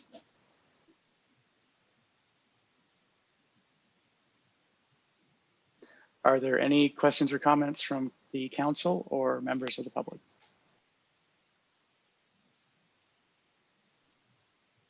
I have no questions. Thank you. Hearing none, I will do a roll call vote. Councilmember Dixon, Aye. Councilmember Foe, Aye. Councilmember Lingua, Aye. Councilmember Henry. Mr. Mayor, I abstain. Thank you, Councilman. Councilmember Richardson is still absent, I presume. Councilmember Mayers. Aye. Thank you. I will abstain. The motion passes 402. Yes, that's a great number. That brings us to the end of the legislative items. Thank you very much. Of course, there was some vagueness in the amendment of the agenda. I don't know if we want to consider the fence permit request or go back to reports at this time. I'm going to say we should just go ahead and consider the fence permit request at this time and consider the new business to be part of the legislative activities of the council. So I have no problem with that. Yeah, I agree with that, Mr. Mayor. Thank you. I appreciate the support on resolving this ambiguity. So this is a motion for a 6-foot wooden fence in the backyard of 4708 Queensbury Road. That's a Ward 2 issue. Is there a motion in support or recommendation against this available from the council? This is a Ward 2. I was confused by this. I thought that was Ward 1, but since it's you are correct. It's right on the border, and you are correct. Thank you for the correction, Councilman. I mean, it's much closer to me than it is to the councilwoman in Ward 1, but it's one of those weird boundary areas. Mm-hmm. Is there a motion in support of or recommend denial of the 6-foot wooden fence from the council? Mr. Mayor, I haven't spoken to Werlin, but I did look at the application and I think that it is okay. I typically would like to talk to the residents. Unfortunately, given the circumstances, I have not been able to. I know on the left-hand side of the property is an apartment building, and on the other side is a single-family home. But it's just a regular 6-foot fence for, I think the space is vacant. They built a home there, and they're just putting up a 6-foot wooden fence. So I don't see any concerns, or I don't have any concerns with placing this on the consent agenda, subject to anything further. So. Or no, this is tele. And Well, this is the legislative action, so we need to. Yeah, sorry. Actually. I just So, realized. and So- Mr. Mayor and Councilwoman, if I may. Yes. Well, can we have I a motion? Excuse me. Can we have a motion first, please? I presume that was a motion to approve, Ms. Dixon? Apologies. Yes, motion. to Seconded. approve. Okay, thank you. We have a motion to approve the fence permit request by Councilmember Dixon, seconded by Councilmember Foe. I think that Ms. Dixon already used her initial discussion. Do you have any more to say, Councilmember, or do you want to let Councilmember Foe speak? No, I don't have anything additional. Okay, Councilmember Foe.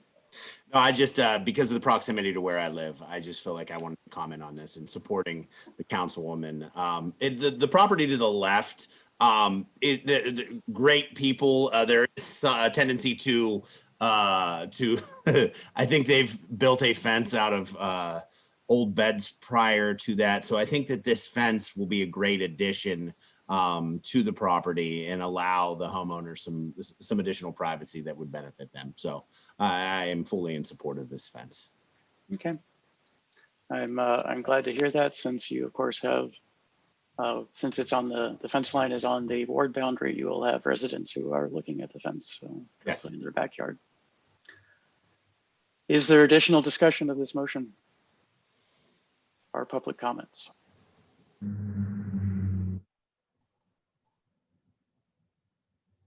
Okay, I will take this to a roll call vote. Councilmember Dixon, Aye. Councilmember Foe, Aye.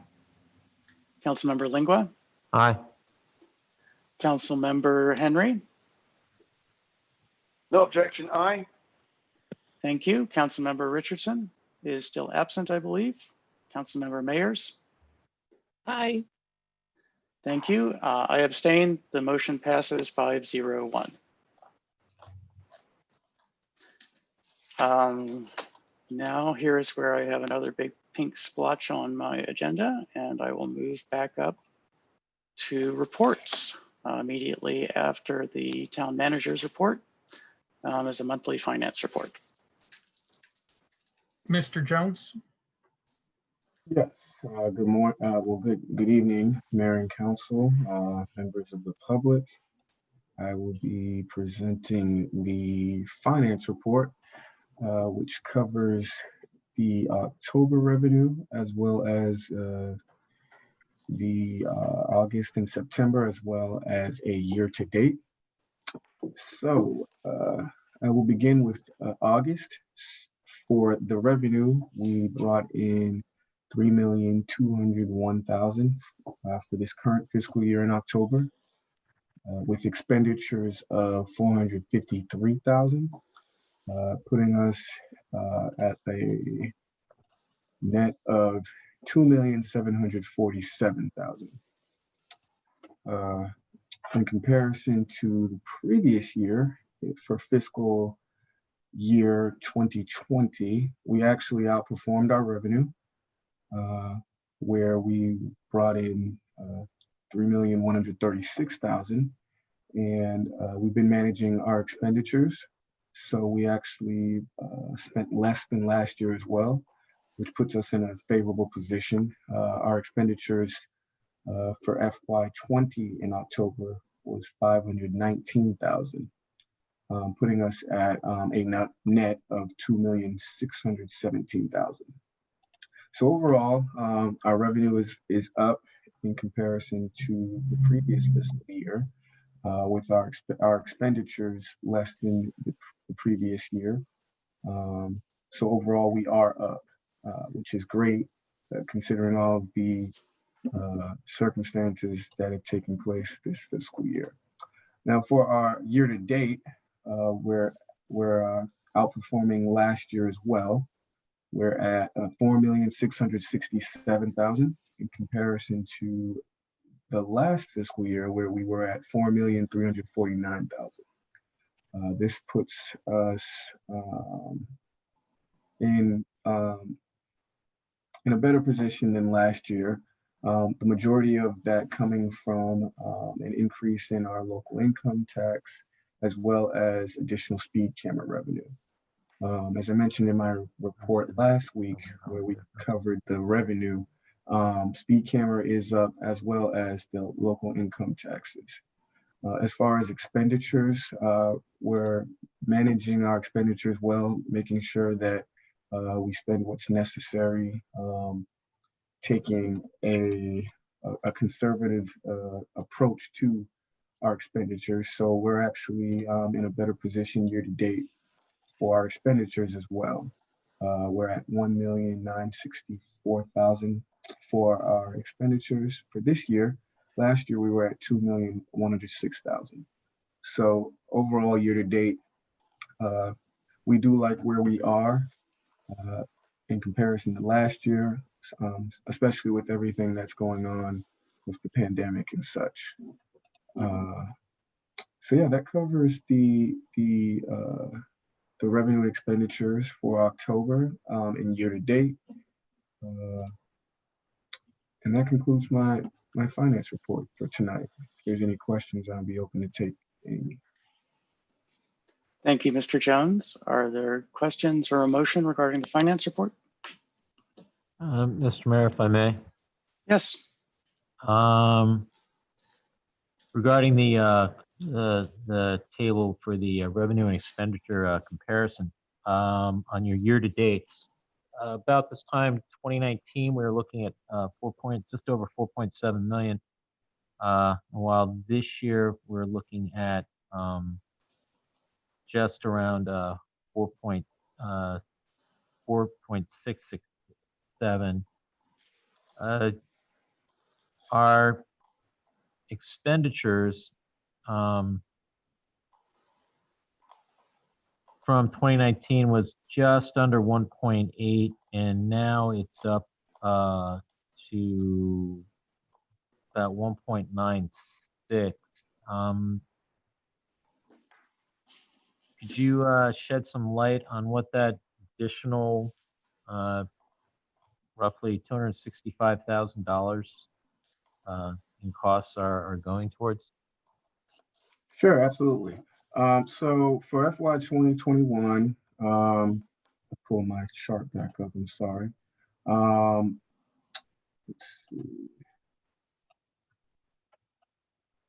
So yes, so for revenue, we were at the 4.7, which we didn't quite get there this fiscal year. But one thing to mention though, for the FY 2019 in comparison to this year, as well as the previous fiscal year for the revenue, we actually had booked some of our, give me 1 second. It was our operating tax, yes. So for our operating tax for the fiscal 2019, we had actually brought in for Potomac Electric. And actually the year before that as well, in FY 2018, it's not showing on the chart that you have, but FY 2019 and FY 2018, we received a significant amount of income in October from Potomac Electric. Roughly 178,000 in FY 2019.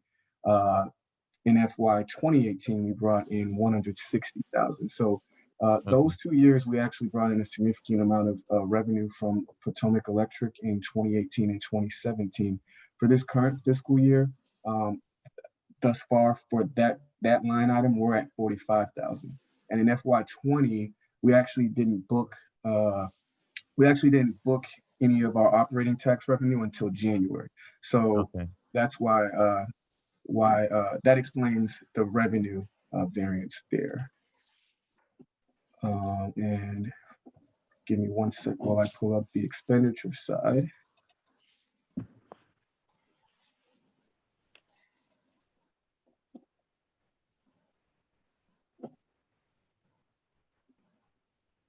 So those two numbers you were talking about, is that related to development of Riverdale Park Station? I can look into If- that and get back if- to you, sir. Oh, okay. If I could address that, Mr. Jones, you're referring to the operating tax for the electric utility, right? Correct, yes. Yes. So with that is, sir, the town we have our real property tax, and then we have our business tangible tax, and then for utilities, instead of having a tangible tax for utilities, we have an operating tax. Right. It's the same $2 per $100 assessed value, and so that is paid on their infrastructure. So I don't believe it's related to any particular development. Okay. I think that we will realize those funds, but we'll probably get them in January. Okay. Correct, Okay. yes. Okay. All right. I just want to make sure about that. And the additional 265 in expenditures. Yes, give me one sec while I pull that And- up for you. I have it, yes. And I believe we're let's see, you're 1.8 and 1964. So you're about 165,000 more than fiscal 19, Mr. Jones. 165. Pardon me. Sorry. Okay. So the main thing that I'm seeing here is it looks like for that particular, the 2019, we had significantly less contractual services for 2019. So Okay. I think what happened, and we'll see it as the months go on, where those expenditures kind of line up, where it's a timing thing, where we Okay. had expenditures earlier in the fiscal year than later. Okay. All right. Thank you. No problem. Just want to get clear on that. Are there other council questions about the finance report? Are there public comments or questions about the finance report? Councilman Lingua, do you want to make a motion to adopt the finance report subject to audit? Yes, I would. Thank you very much, Mr. Mayor. A motion to adopt the finance report subject to audit. Thank you. Is there a second to the motion? Seconded.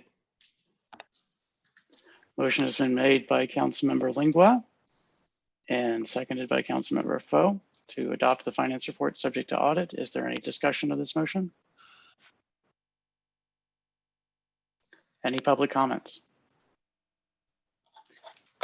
Hearing none, I will do a roll call vote. Councilmember Dixon, Aye.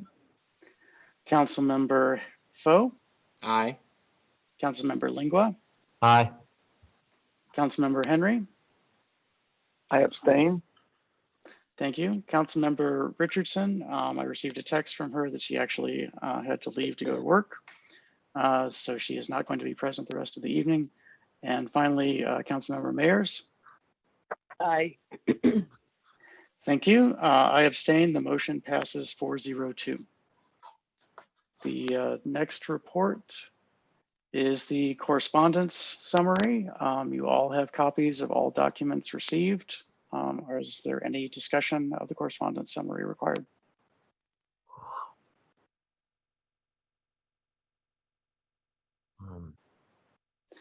Hearing none. I did not receive a fire department report. Ms. Barnes, Mr. Lustician, was one received? No, sir. Thank you. We will move on to council committee and ward reports, starting with Councilmember Dixon, Ward 1. Mr. Mayor, if I may, I definitely have to leave at this time, okay? And I apologize for the inconvenience, but I do have to leave. Okay, thank you. Councilmember Dixon? I don't have anything additional, Mr. Mayor, other than what you said, and just to emphasize, vote, vote, vote tomorrow, irrespective of who you're voting for. Exercise your right to vote. Thank you, Councilmember. Councilmember Foe, Ward 2.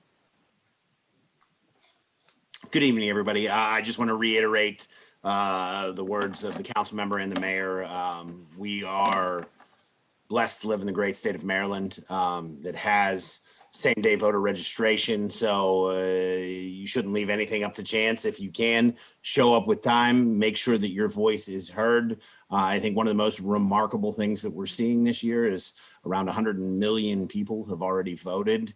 I've read projections of between 144 and 164 million people voting, up from 137 million. And I think that's something that we can all celebrate.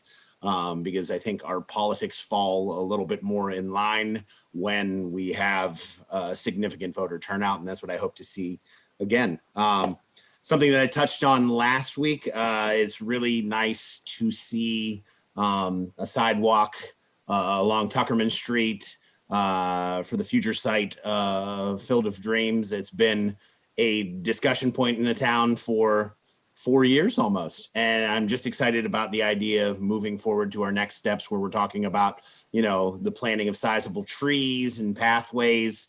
I think the fun stuff is just ahead and I'm excited about that. We are starting to revisit discussions about the centennial, and that is exciting, but I don't think this is a birthday that I would really want to celebrate virtually. That's why I will support holding a centennial event when CDC guidelines, the state of Maryland's, the Prince George's County certify that it is safe to hold. So when we talk about this summative centennial event, music, collaboration, I think it's an opportunity to get together and celebrate us moving beyond COVID-19 and its impacts. And I will support that event happening whenever it is safe to be held. So I think, you know, continuing to look at June as a potential date, I would rather host it, you know, off the birthday of June. I don't know what date it is, Councilman, June 13th, maybe? 14th. Well, I thought you might know. 14th, potentially. So like if we have to host it in August or October or December, I would rather host it when we can all get together and celebrate again. And last but not least, when we moved here with intentions of you know, establishing roots in Riverdale Park. We looked throughout the area and the beautiful homes and the university really pulled us into this place. And it's been an incredible experience. I never anticipated when I moved here that I would ever be a councilman, that I would get to meet so many of you and see how many great people we have in this town. And it's in that vein, excitedly, that Mara and I have started to share the information that we are going to be parents in April of 2021. And I just wanted to share that good news with everybody here. We are tremendously excited about the opportunity to raise our son in the town of Riverdale Park. So I just wanted to leave some good news with everyone here. We're super excited, and we're gonna have one more foe in Riverdale Park. I don't know how you feel about that, but we're excited. So thank you. Congratulations, Councilman. Thank you very much. Congratulations to you both.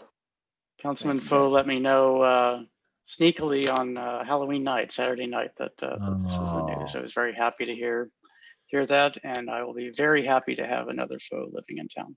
We're tremendously excited, so thank you. Man, you mayors gated the information early all the time. Hey, town managers even sooner, and town clerks. So man, oh, he's holding out on me. Okay, very good. They get no respect. Councilman Lingua, it is your turn to present a report. So please let us know what's going on in Ward 3 and Are you in sure? community. No, I'm kidding. Thank you very much, Mr. Mayor. Good evening, all, either in attendance or listening or otherwise preoccupied. This will be fairly brief. The CCAR CDC will be holding a meeting next week, Tuesday, November 10th, starting at 5:30. It's a virtual meeting, and any of those interested in virtually attending, email me or the CCAR CDC, and they will get you the Zoom information. As well, the CDC announced that they received a neighborhood grant from the Starbucks Foundation on October 14th for an amount of $2,500. And it was a Starbucks partner nominated CCAR for the award based on CCAR's record for having programs and services that support racial equity and that promote more inclusive communities. According to the Starbucks Foundation, the neighborhood grant is awarded specifically to nonprofits. Eligible organizations had to be Black-led or serve Black and Indigenous communities that are dedicated to promoting economic mobility and opportunity, health and social services, as well as youth. A total of $1.5 million in neighborhood grants were awarded to more than 400 nonprofit organizations across the USA for this year. As well, the local Starbucks located at 8498 Annapolis Road in New Carrollton has partnered with CCAR to hold a Grow Green with Trees event at their location. And representatives from CCAR will be available to provide information about the benefits of having trees in our neighborhoods and also how residents may obtain up to 3 free trees. And each tree recipient will receive their trees, professional planting services, and a lighting kit that includes an assortment of light bulbs and power strips. And they will have more information on that event coming up. Speaking of that, as I said before, if it ain't free, it ain't we. And CCAR is still letting folks know that you can get your trees, up to 3 trees free. And you can download a tree request form and submit it to the office in one of the 3 ways listed. You can go to ccarcdc.org/community-resources. There is a limit on the variety of trees offered, and they will be distributed on a first come, first served basis. So keep that in mind. You can fax in your form. Number is 240-770-4938. You can email it to Padilla, Padilla, at ccarcdc.org.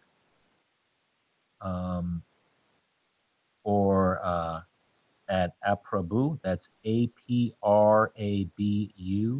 at ccarcdc.org, or DK Holland at ccarcdc.org, or you can support our U.S. Postal Service and mail it to CCAR CDC /Grow Green Trees, 6801 Kenilworth Avenue, Suite 203, Riverdale Park, Maryland, 20737.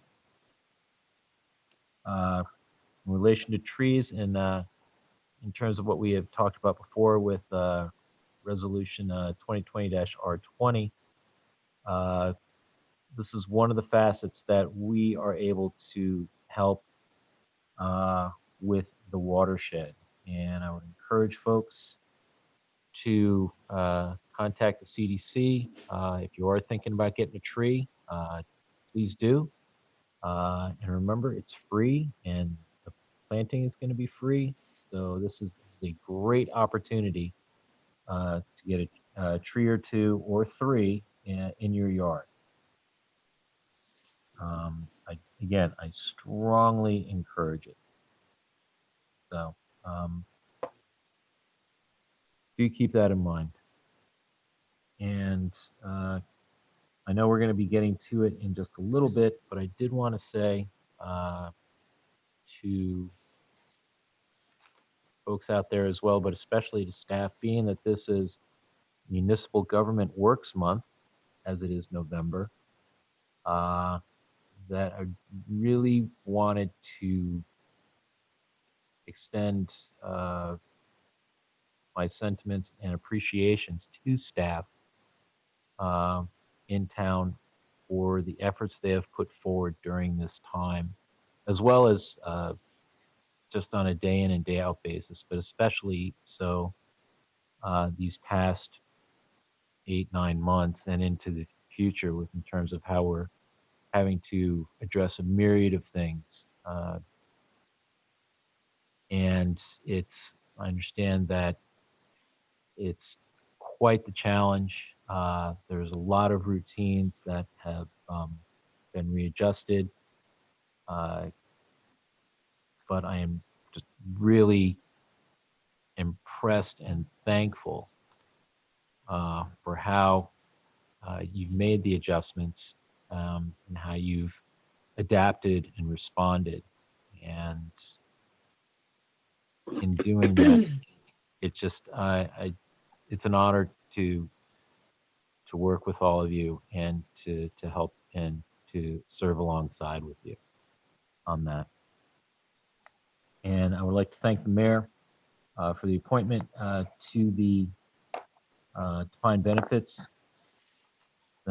Committee, and as well, I'd like to thank Councilmember Henry for his service over the previous years on this. It's an effort that I'm looking forward to serving and meeting the other members of the committee. With that, I will conclude my report. Thank you. Thank you, Councilman. Everyone, I believe, heard that Councilmember Henry had to leave. Councilmember Richardson has left. So Councilmember Mayers, do you have a report this month? Good evening, Mayor Council. No, I have no report at this time. Thank you very much, Councilmember. That brings us to the end of Council Committee and Ward reports. Are there any public comments on non-agenda items or on the consent agenda items?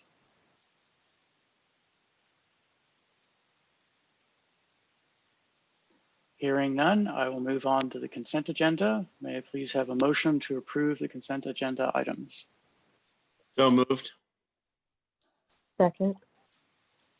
Motion has been made by Councilmember Foe, seconded by Councilmember Dixon. And by the rules that we operate under, the consent agenda items are not discussed, so we'll move immediately to a roll call vote. Councilmember Dixon.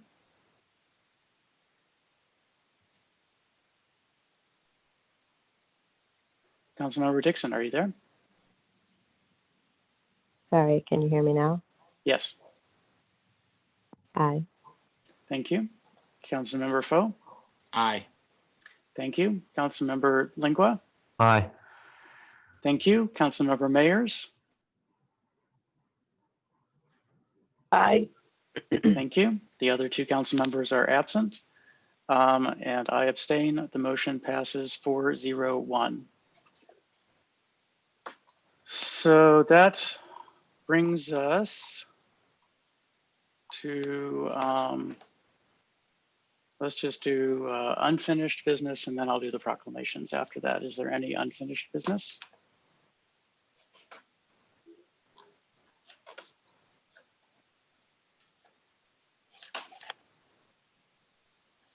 Hearing none, I will move on to the proclamations. The first is Small Business Saturday.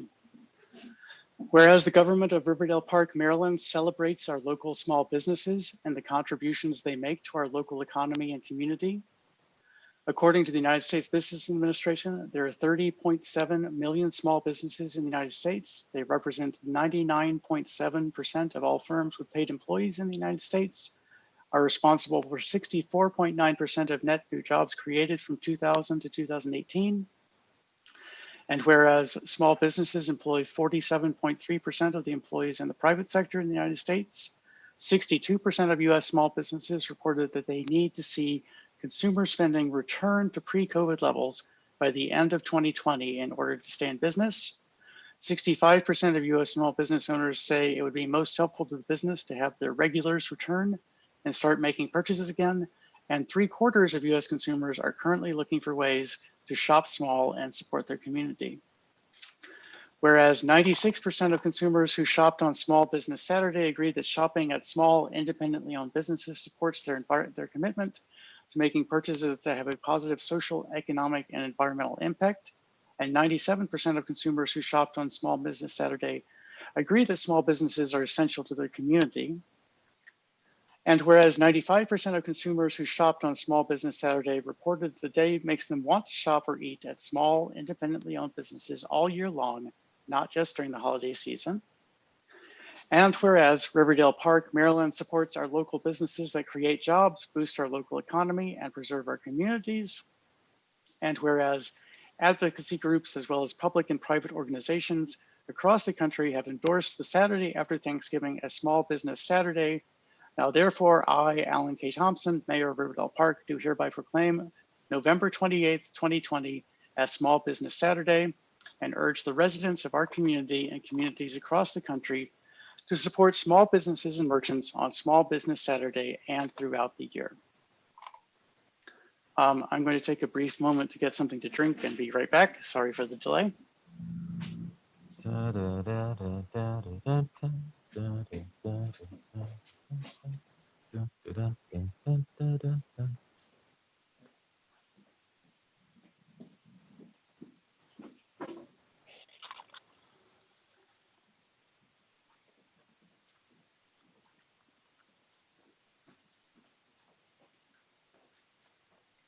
The English version dehydrated me. I thought I'd better have that before I started in on Spanish.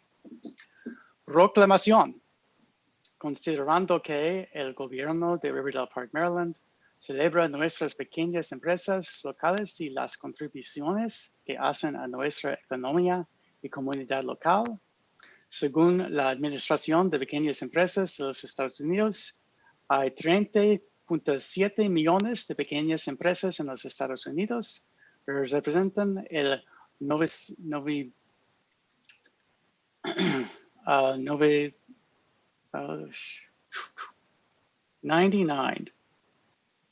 20, I had this before the 90, thank you. 99.7% de todas las empresas con empleados remunerados en los Estados Unidos son responsables de 64.9% de los nuevos empleos netos creados entre 2000 y 2018. Y considerando que las pequeñas empresas emplean al 47.3% de los empleados en el sector privado en los Estados Unidos, el 62% de las empresas pequeñas estadounidenses informaron que necesitan que el gasto de los consumidores vuelva a los niveles anteriores al COVID para fines de 2020 para mantenerse en el negocio. El 65% de los propietarios de empresas pequeñas de los Estados Unidos dijeron que sería más útil para su negocio que sus clientes habituales regresan y comienzan a realizar compras nuevamente, y 3/4 partes de los consumidores de los Estados Unidos están buscando formas de hacer compras pequeñas y a apoyar a su comunidad.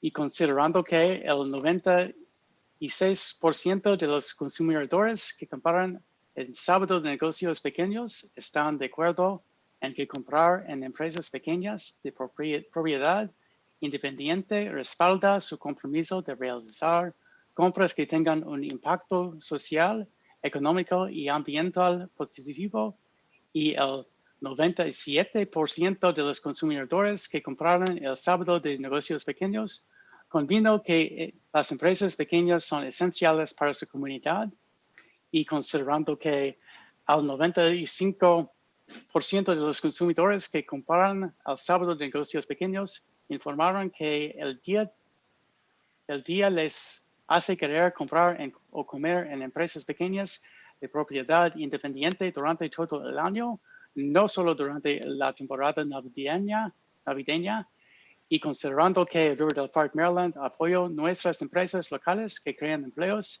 impulsan nuestra economía local y preservan nuestras comunidades, y considerando que los grupos de defensa, así como las organizaciones públicas y privadas en todo el país han respaldado el sábado después del Día de Acción de Gracias como sábado de negocios pequeños. Ahora, por lo tanto, yo, Alan K. Thompson, alcalde de Riverdale Park, Maryland, por la presente proclama el 28 de noviembre 2020 como sábado de negocios pequeños, e instamos a los residentes de nuestra comunidad y de las comunidades para todo el país a que apoyen a las empresas pequeñas y comerciantes al sábado de negocios pequeños y durante todo el año. Thank you. I will move on now to the proclamation in support of municipal government works. And just to keep going in the same language, I'll start out in Spanish. Proclamación. El alcalde y el consejo de la ciudad de Riverdale Park proclaman noviembre ser mes de trabajos de gobierno municipal.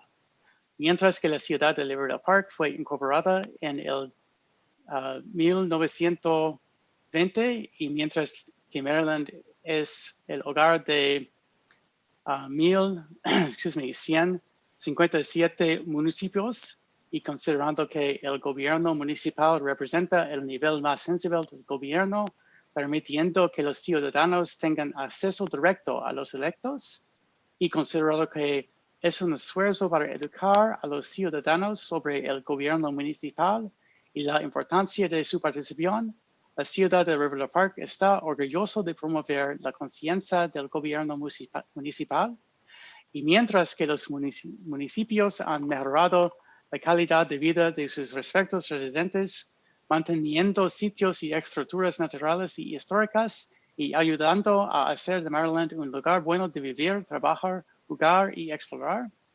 Por lo tanto, ser proclamado que el alcalde y el consejo de la ciudad de Riverdale Park por unirse a la Liga Municipal de Maryland en declarar noviembre para ser mes de obras gobierno municipal en la ciudad de Riverdale Park. And last but not least, in English, the mayor and council of the town of Riverdale Park proclaimed November to be Municipal Government Works Month, whereas the town was incorporated in 1920, and whereas Maryland is home to 157 municipalities, and whereas municipal government represents the most responsive level of government, allowing citizens to have direct access to elected officials. And whereas in an effort to educate citizens about municipal government and the importance of their participation, the town of Riverdale Park is proud to promote municipal government awareness. And whereas municipalities have enhanced the quality of life for their respective residents, maintaining natural and historic sites and structures, and helping to make Maryland a great place to live, work, play, and explore, therefore be it proclaimed that the mayor and council of the town of Riverdale Park hereby join the Maryland Municipal League in declaring November to be Municipal Government Works Month in Riverdale Park. Thank you very much. I will be very happy to sign them. And unless there are any other items of business, we are at the point of adjourning the meeting. Are there any other items of business, or can I have a motion to adjourn? To adjourn.